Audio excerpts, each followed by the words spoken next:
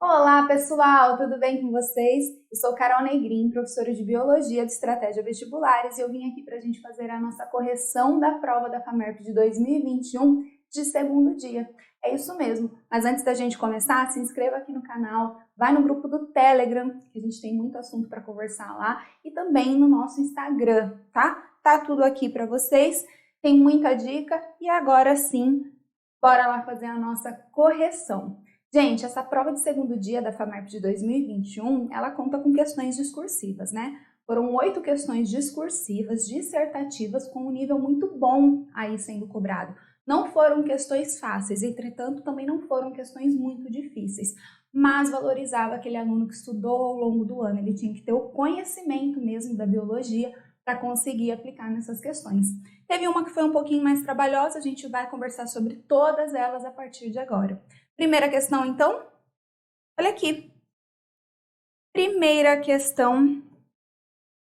Em 1º de agosto comemora-se o Dia Mundial da Amamentação, data que tem como finalidade promover o aleitamento materno e a criação de bancos de leite.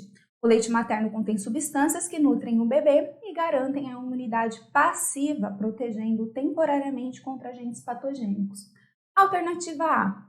Qual componente mineral presente no leite materno é importante para a formação do osso do bebê? Cite o componente proteico que atua na imunidade passiva do bebê. Pessoal, qual é o componente aí mineral presente no leite materno que é importante para a formação dos ossos daquele indivíduo que está se desenvolvendo? É o cálcio, né? E qual é o componente que é transferido para o bebê que dá imunidade passiva a ele? São os anticorpos, né? Então, olha aqui.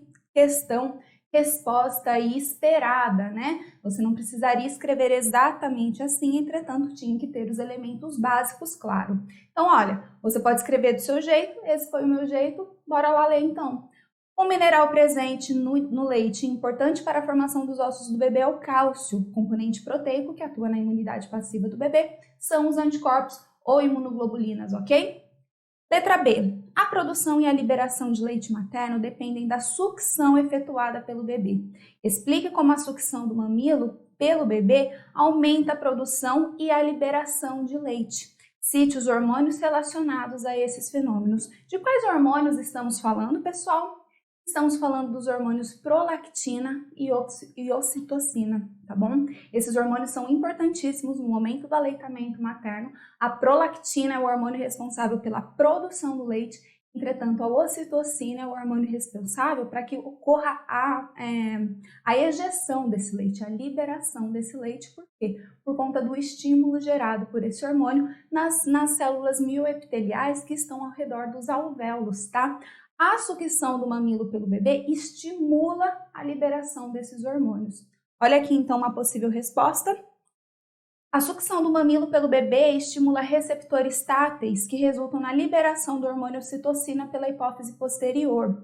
Esse hormônio causa contrações nas células mioepiteliais nos alvéolos, promovendo a expulsão do leite. Ao mesmo tempo, também estimula a produção de prolactina, hormônio que promove a produção do leite materno. Lembrando, gente, que a ocitocina ela é produzida no hipotálamo, armazenada na hipófise posterior ou neurohipófise, por ela liberada, tá? Quando estimulada para fazer essa liberação. Já a prolactina é um hormônio aí liberado pela adenohipófise. Fechou? Segunda questão agora. O oxímetro é um aparelho que, quando colocado na ponta do dedo de um paciente, indica o nível de oxigenação do organismo e os batimentos cardíacos. Esse aparelho funciona como uma lanterna que joga a luz sobre uma folha de papel e em seguida mede quanto dessa luz chega ao outro lado.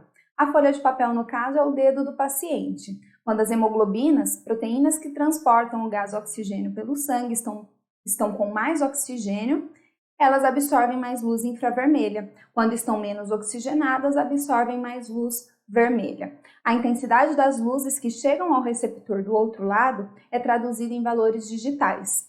O nível normal é de pelo menos 95%. Em portadores com problemas pulmonares como efizema e em obesos, o índice aceito é um pouco menor, em torno de 92%.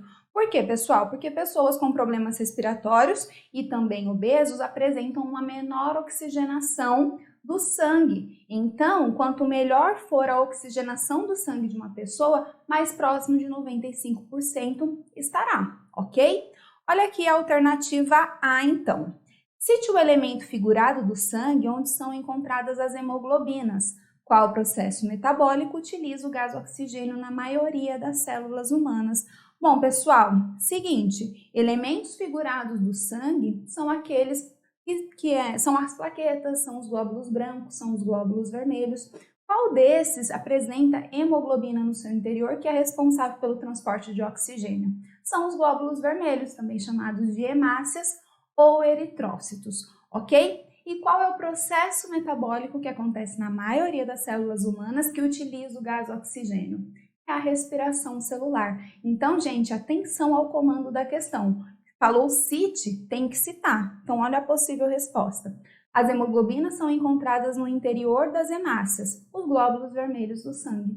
O processo metabólico que utiliza o gás oxigênio nas células humanas é a respiração celular. Letra B. Suponha que uma pessoa adulta saudável que mora na cidade de Santos se mude para La Paz, na Bolívia. Nos primeiros dias, o valor registrado no oxímetro provavelmente será igual, maior ou menor que 95%. Justifique sua resposta com base na adaptação do corpo humano ao ambiente de La Paz. Gente, ele está perguntando nos primeiros dias, ok? Nos primeiros dias que uma pessoa se mudou de Santos para La Paz. La Paz é uma cidade que se encontra em elevada altitude, muito acima do nível do mar, diferentemente da cidade de Santos.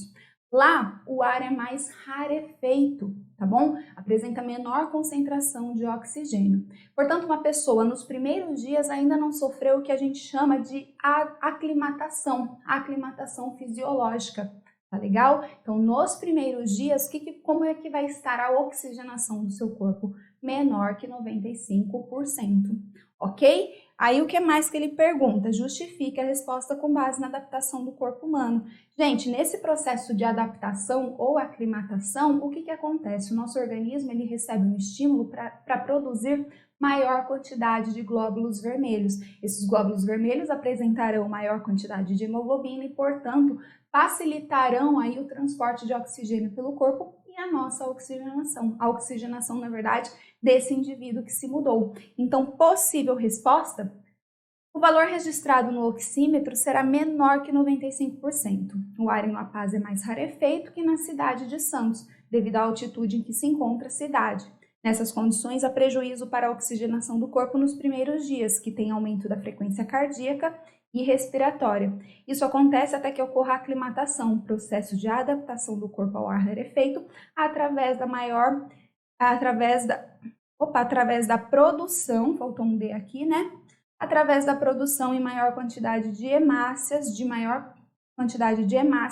e também de hemoglobina. Pessoal, essa era uma questão que pedia para justificar, então a justificação deveria ser feita. Tudo bem? Vamos para a próxima questão?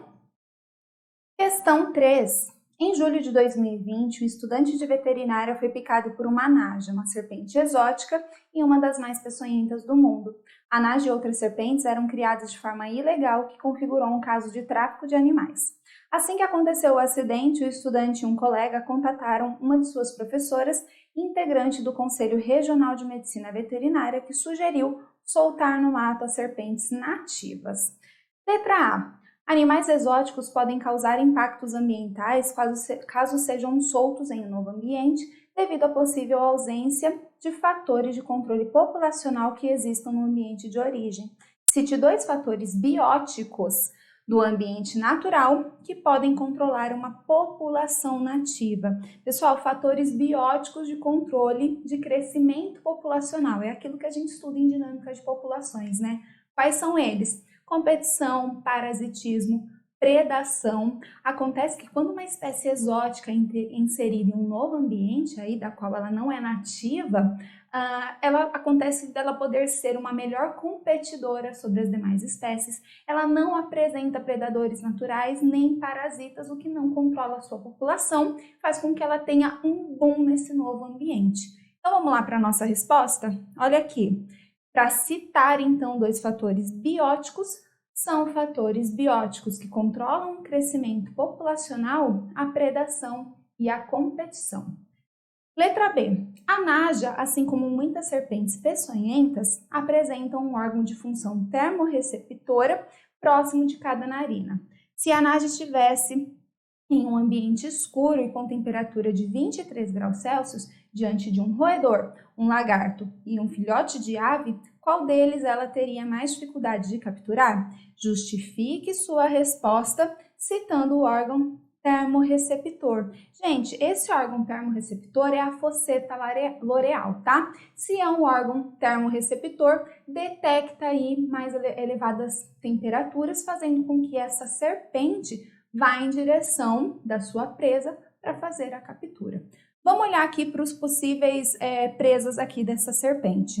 Um roedor, um lagarto e um filhote de ave. Gente, roedores e aves apresentam temperatura corporal constante e acima de 23 graus Celsius.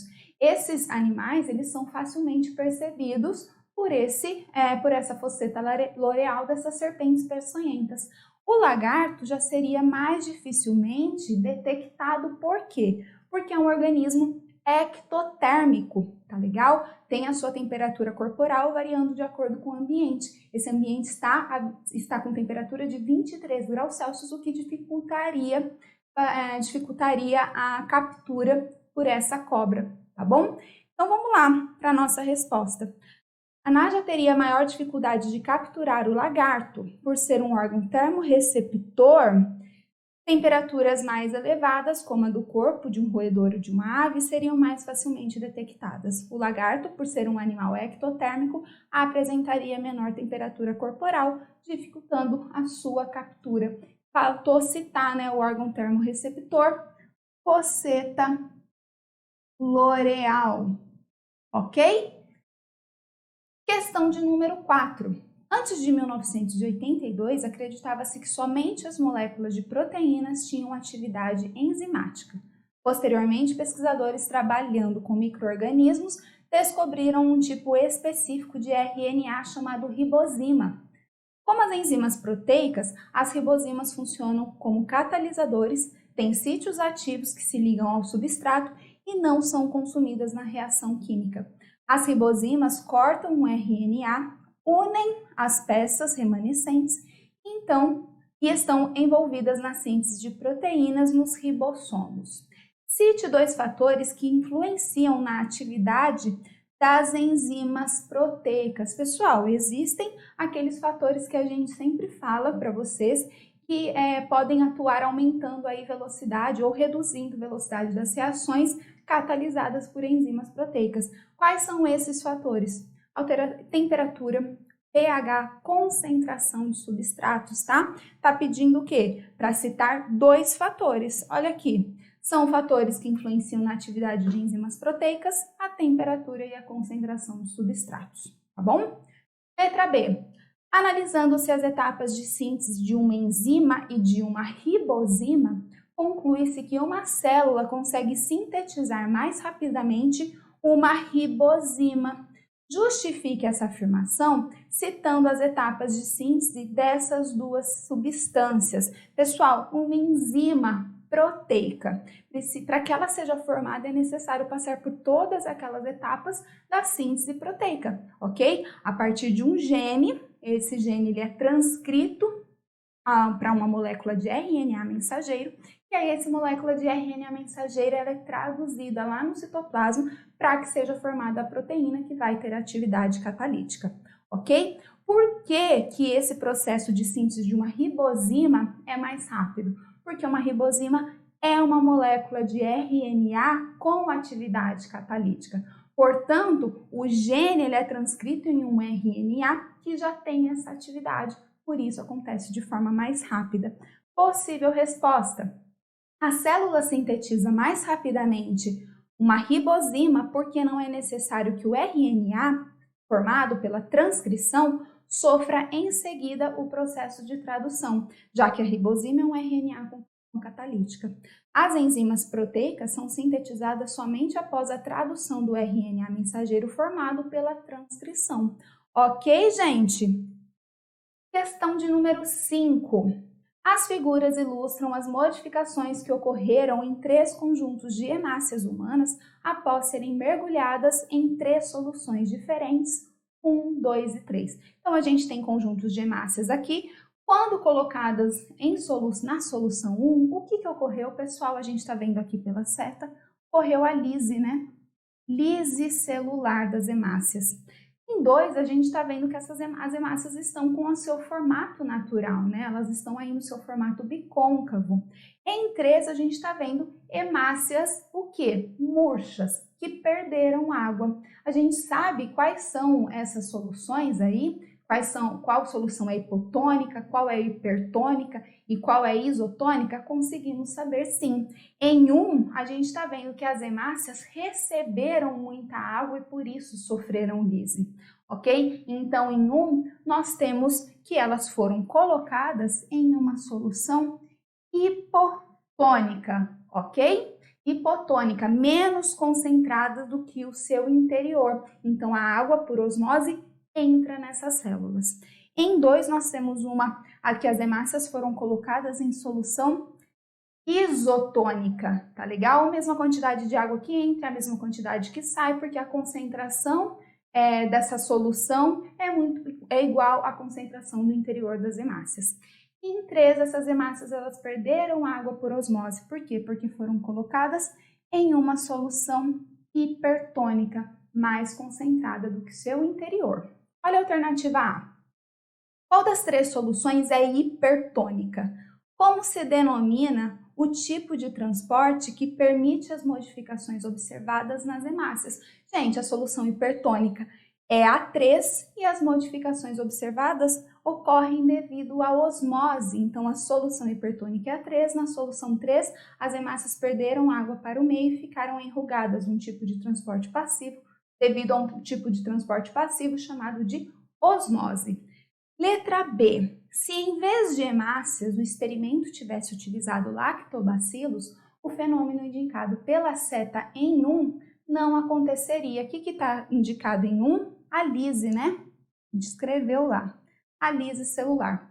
Não aconteceria. Explique o porquê. Lactobacilos são bactérias e bactérias apresentam parede celular, que é aquele envoltório externo à membrana plasmática que confere uma maior proteção. E nesse caso, pessoal, inclusive previne contra a lise celular. Caso os lactobacilos sejam colocados em uma solução hipotônica, elas receberão também água, entretanto não sofrerão a lise. Por quê, gente? Porque essa parede também provoca uma pressão ali naquele citoplasma que está se enchendo de água. Vai acontecer como ocorre na célula vegetal. Essa célula vai se tornar túrgida. Então, possível resposta: lactobacilos são bactérias que, portanto, possuem parede celular envolvendo a membrana plasmática. Assim, quando colocados em uma solução hipotônica, como é o caso da solução 1, os lactobacilos receberiam água do meio, mas não sofreriam lise, como ocorreu com as hemácias. Tudo bem? Questão de número 6.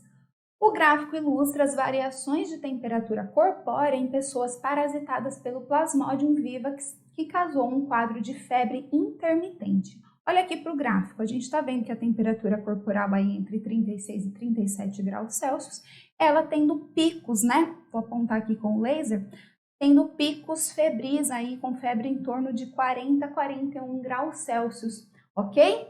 Temos aqui 3 momentos apontados, vamos dar uma olhada nas alternativas. Letra A. Qual parasitose é causada pelo Plasmodium vivax? Cite a forma mais comum de transmissão desse parasita ao ser humano na natureza. Gente, Plasmodium vivax é o protozoário causador de que parasitose? Da malária, tá legal? Qual é a principal forma de transmissão desse parasita na natureza? Através de picadas de fêmeas do mosquito Anopheles, ok? Possível resposta aqui: parasitose causada é a malária e tem como principal transmissão picada de fêmeas do mosquito. Opa, parou de pegar aqui a minha caneta? Vou pôr aqui. Picada de fêmea do mosquito Anopheles. Olha a letra B. Em qual dos 3 momentos indicados pelas setas 1, 2 e 3 ocorre a hemólise? Justifique sua resposta com base na variação da temperatura corporal apresentada no gráfico.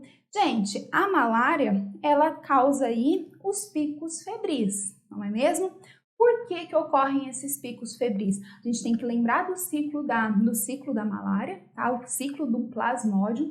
Lembrar que quando eles estão presentes lá no interior das hemácias, eles rompem as hemácias para serem liberados. Esse rompimento das hemácias coincide com esses picos febris. Por quê, gente? Porque juntamente com a liberação dos merozoítos, ocorre também a liberação de uma toxina, tá bom?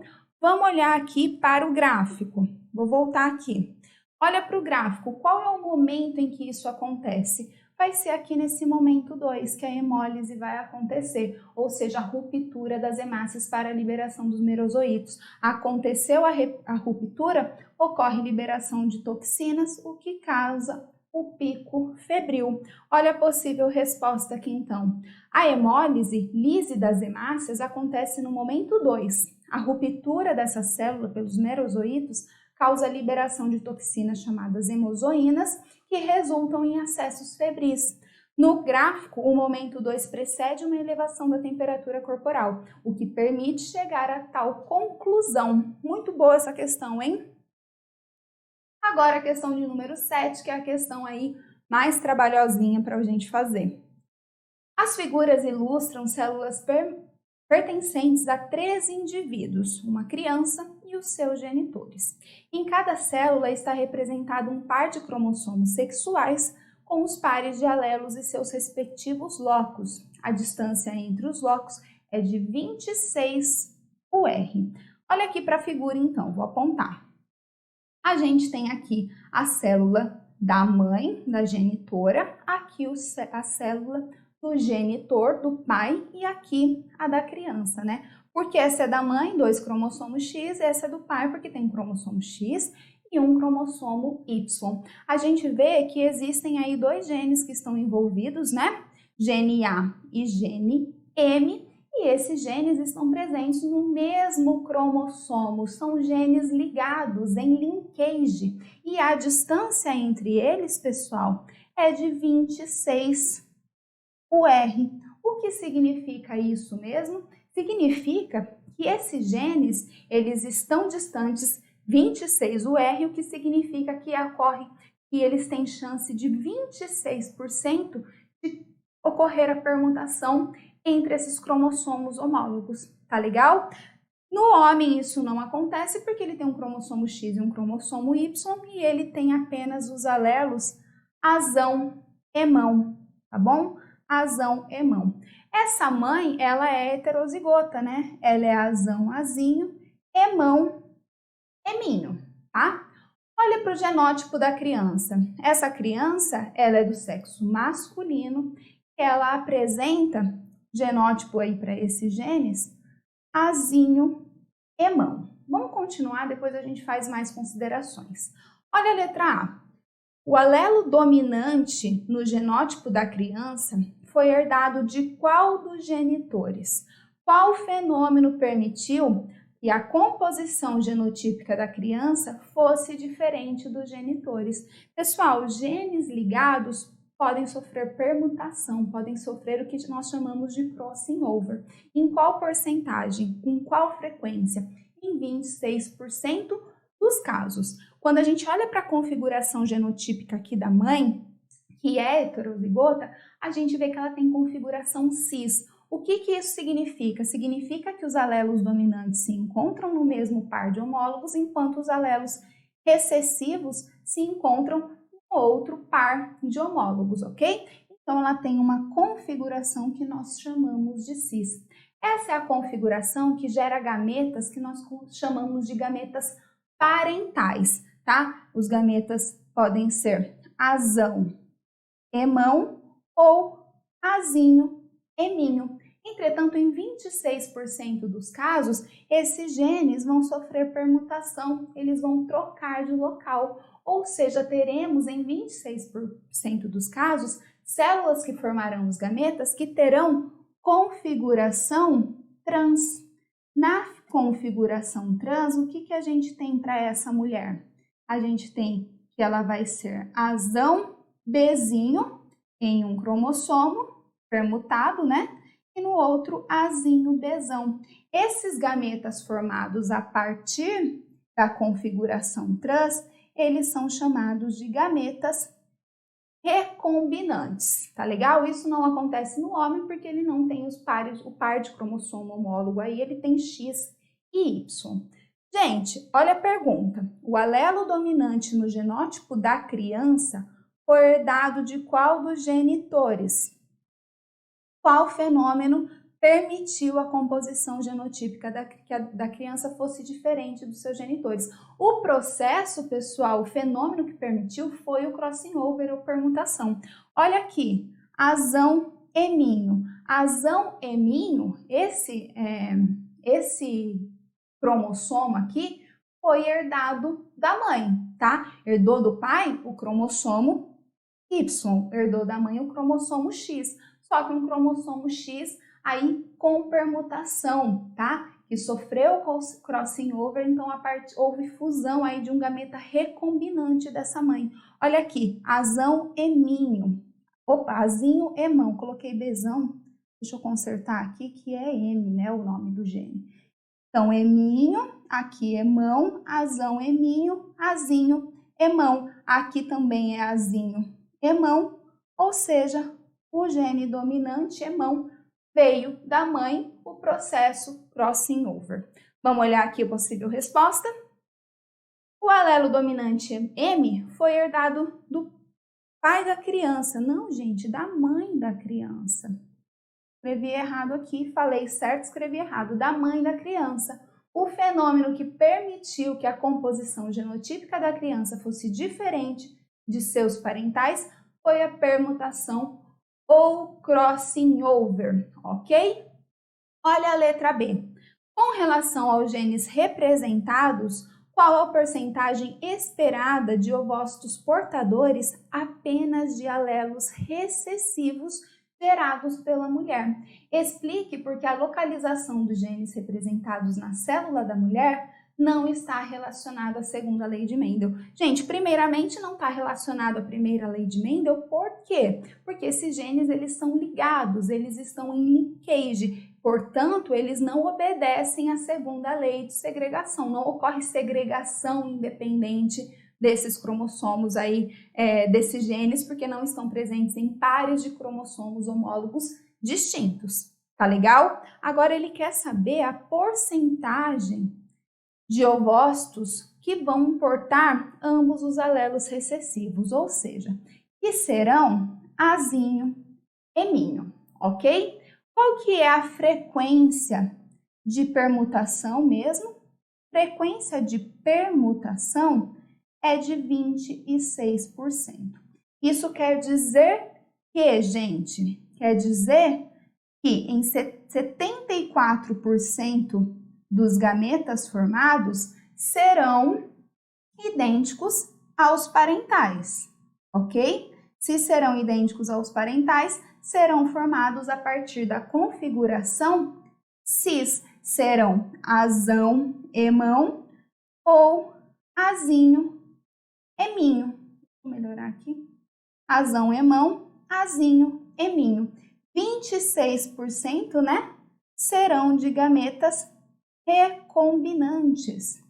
Recombinantes que formarão aí gametas portando alelos azão, eminho e azinho, emão. Qual é a porcentagem de gametas que portam apenas azinho, eminho, que é o que ele está pedindo? A porcentagem vai ser de 37%, ok? E aí vocês poderiam pensar, né? Ai, prof, mas A ovogênese não forma apenas um ovócito, e não é diferente da espermatogênese? Gente, claro que a gente poderia pensar nisso, mas essa questão não nos dá elementos para a gente fazer cálculos pensando que apenas um ovócito é formado a cada evento aí de meiose, tá? Então vamos esquecer essa parte e trabalhar com os dados que nós temos. Vamos olhar para a nossa possível resposta? Vou até apagar aqui porque ficou em cima da explicação, né? Bom, a porcentagem de ovócitos portadores apenas de alelos recessivos é de 37%. Os genes representados estão presentes em um mesmo cromossomo, isto é, estão ligados, assim não segregam independentemente, não obedecendo à segunda lei de Mendel, ok? Pessoal, muito legal essa questão, muito boa. Eu adoro questões de linkage e essa daqui, ó, foi especial, hein? Vamos lá. Questão de número 8, última questão aí da prova, né? Em um experimento, uma árvore foi mantida em interação com outras 3 plantas, uma orquídea, uma erva de passarinho e um chumbo. Para verificar a interação ecológica entre essas plantas, a árvore recebeu gás carbônico cujo átomo de carbono era marcado radioativamente. As outras 3 plantas também receberam gás carbônico, mas sem carbono marcado.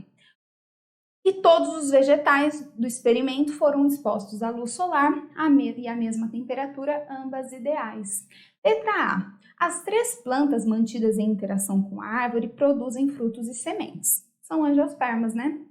Cite a função dos frutos para as plantas que os produzem. No interior da semente, qual estrutura é responsável por originar uma nova planta? Gente, função do fruto: proteger a semente e auxiliar na sua dispersão, ok? E qual parte da semente é responsável por originar uma nova planta? O embrião formado, né? O embrião 2N. Possível resposta, então: os frutos são importantes para a proteção e a dispersão das sementes. A estrutura da semente responsável por originar uma nova planta é o embrião. Letra B. Em qual das 3 plantas seria encontrado o carbono radioativo? Porque essa planta necessita do composto que tem carbono radioativo. Gente, foi colocado sobre uma árvore, uma orquídea, uma erva de passarinho e um cipó chumbo, tá? A gente sabe que a orquídea é uma epífita, que a erva de passarinho é uma hemiparasita e que o cipó chumbo é um holoparasita, né? Mas, então, temos que saber isso. A árvore tinha carbonos marcados radioativamente. Dessas 3 árvores, 3 plantas que foram colocadas sobre a árvore, qual também vai apresentar o carbono radioativo? Aquela que é o holoparasita, aquela que absorve seiva elaborada da árvore, no caso, o cipó chumbo, tá? O cipó chumbo não é capaz de realizar fotossíntese, ok? Ele é uma exceção aí das plantas. Não sendo capaz de realizar a sua fotossíntese, ele precisa aí parasitar uma árvore, retirando dela a seiva elaborada. Por isso que ele apresenta o carbono radioativo. A erva de passarinho é uma hemiparasita. Ela é parasita dessa árvore, entretanto, suga dela apenas seiva bruta que não contém carbono. O carbono da erva de passarinho não vai ser o radioativo, vai ser o que ela pega ali do ambiente para a realização do processo fotossintético. Já a orquídea, ela é uma epífita, ela utiliza essa árvore apenas como suporte, ok? Olha a possível resposta aqui. Seria encontrado carbono radioativo no cipó chumbo, que é uma planta holoparasita que não realiza fotossíntese, absorvendo seiva elaborada da planta hospedeira, no caso a árvore. A seiva elaborada é composta por uma solução rica em carboidratos, produzidos na fotossíntese.